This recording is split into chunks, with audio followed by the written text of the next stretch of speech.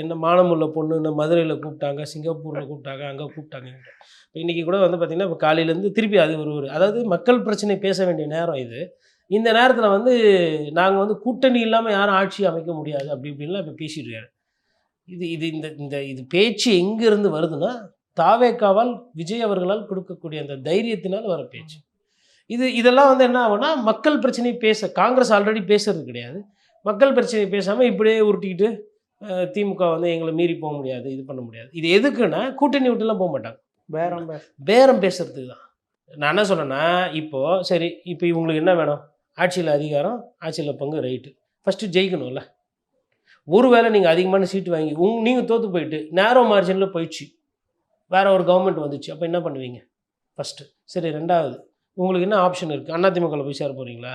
வாய்ப்பே கிடையாது. ஏன்னா பிஜேபி இருக்காங்க. ஸோ இருக்கிற ஒரே ஆப்ஷன் தாவேக்கா.